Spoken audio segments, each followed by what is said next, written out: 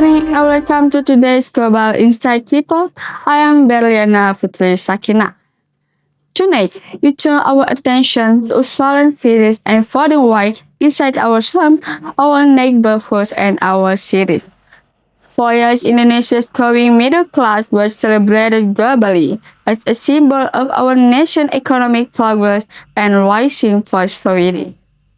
They were the engines of our growth, the absolute proof that our developing nation was on the right track.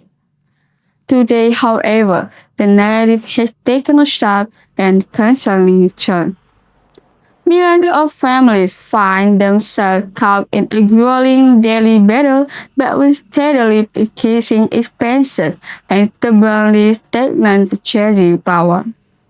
Tonight, we bring you a special in-depth report on the vanishing middle class. Let us step back and look at what the middle class dream used to be. Just a decade ago, entering the middle class meant achieving a comfortable level of financial security. It meant having the ability to buy a home, purchase a car, provide quality education for children, and still have enough money left over for family vacation and saving. It was life defined by ever mobility, hard work, and endless optimism for the future. But talk to families across the greater Jakarta area, Surabaya or Medan today, and you will hear a very different story.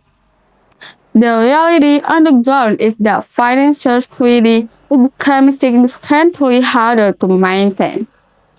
Cost of living has kept up relentlessly.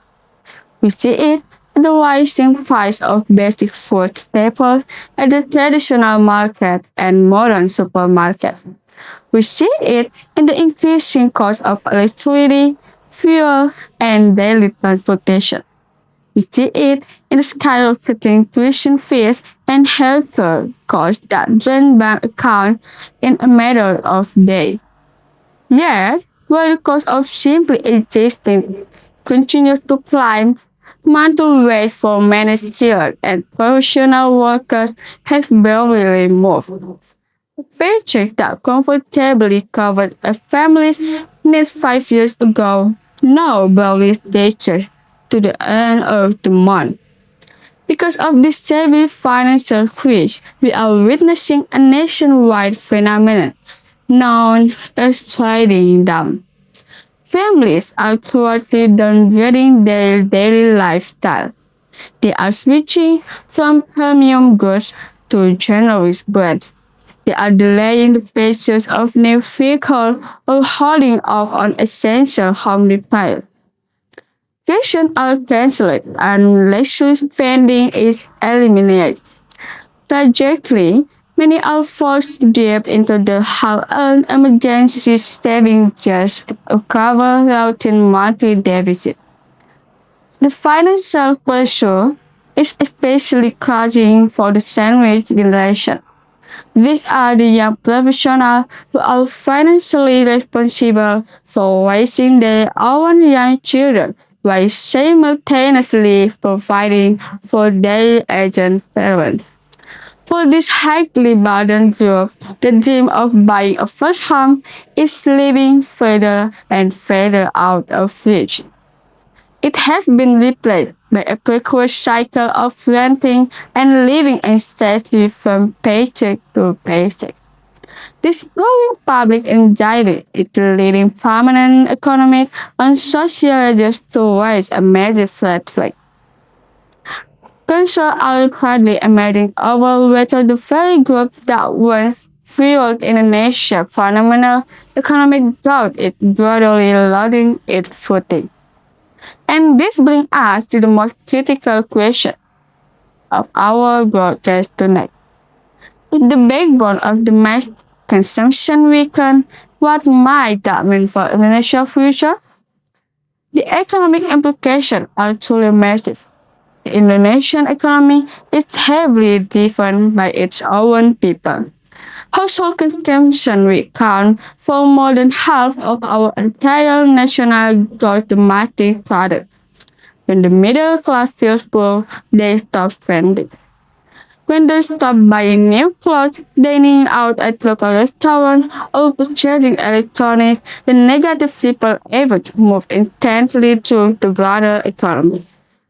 Local markets lost their regular customers, as small business owners struggle to keep their doors open. Retailers see a sharp drop in sales. Factories are forced to slow down their production line.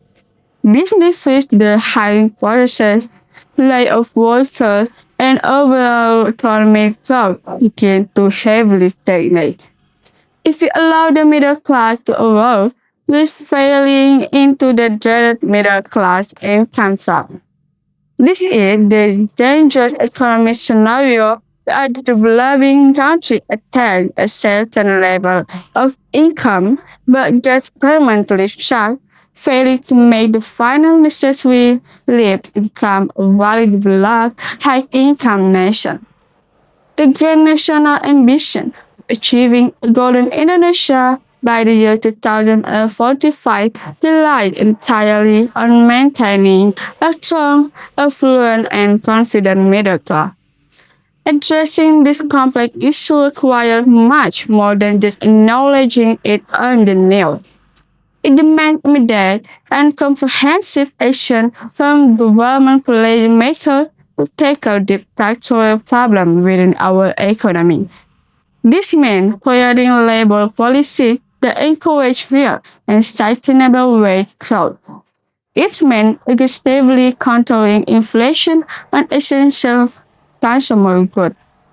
It means expanding nationwide access to generally available housing and ensuring that the high cost of education and medical care do not permanently bankrupt working families. In conclusion, the plight of the vanishing middle class embodies both the hope and dilemmas of a nation at a pivotal moment. It reflects Indonesia's aspiration to become a developed, high-income country, yet it also reveals deep challenge in wage stagnation, living costs, and economic equity.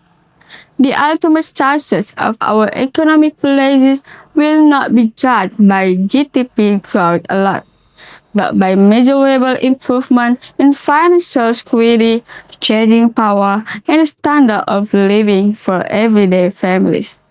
Our national legacy depends on whether we can translate the promise of a golden Indonesia into lasting progress, or whether it becomes an unattainable dream for the very people expected to build it. The real question is not just how much our economy is growing on paper, but whether that growth actually translates into a stable and prosperous reality for the backbone of our nation. That's what up today's people. I am Berliana Putri Sakinah, signing off until next time.